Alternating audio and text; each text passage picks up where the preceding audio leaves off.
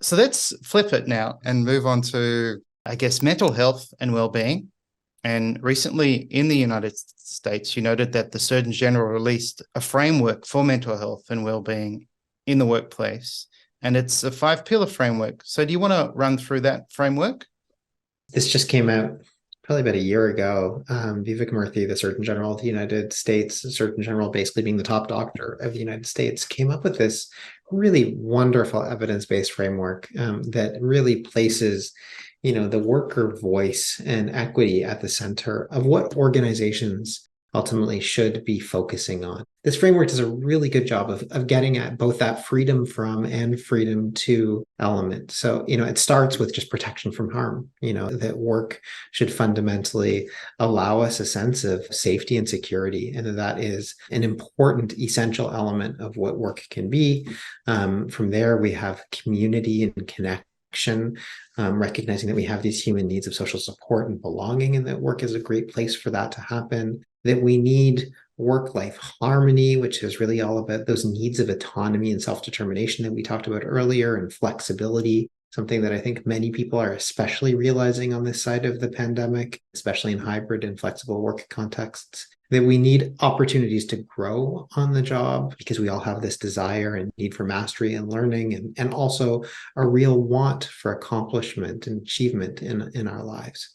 And mattering at work. Mm. And in this framework, mattering at work is defined as satisfying the needs for dignity and meaning. And so, first and foremost in there, it's, work needs to provide us with a living wage. And we need to be able to make sure that workers have some say in the decisions that they get to make in an organizational context. And then we need to think about, hey, how do we build cultures of gratitude and recognition in our organizations? Or how do we ultimately connect individuals to organizational missions and purposes and values and see those things as kind of intimately connected? How do we help people ultimately feel valued and valuable within their organization? That's a good question. The term work-life harmonies a bit different to the more common term work-life balance. And actually, one of my past podcast guests and a good friend of mine, Steve Bouchamp, on episode 46, he writes a lot about this idea of harmony as opposed to balance. So do you think there is a difference between work-life harmony and work-life balance? Absolutely. I mean, no, literally nobody that I know, I don't think feels like there is is seeking equilibrium Mm. between work and life. I mean, it's even when you say that, it almost sounds absurd. I mean, that we somehow it needs to be 50-50, like as a balancing act.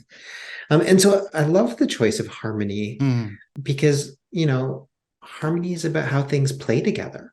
And does it play in a harmonic or a dissonant way? Is it, does work and life work together in a way that ultimately creates beautiful music or cacophonous music? And so I think that, especially for those who are engaged in deeply meaningful work, the likelihood they are going to even want, a pure 40-hour work week where they just step away, or, a 4-day work week. I mean, some of the things that I think we are trying to impose on work are not actually necessarily even things that people who are engaged in meaningful work want, because they Mm. actually love what they do and they don't necessarily want to step away from it, but they still need to find harmony. Yes. Yeah. No, I do like that term. So I'll do another shout out to Steve. So there you go, Steve. Work-life harmony. It's a real term now, I guess, used by the Surgeon General. So that's interesting.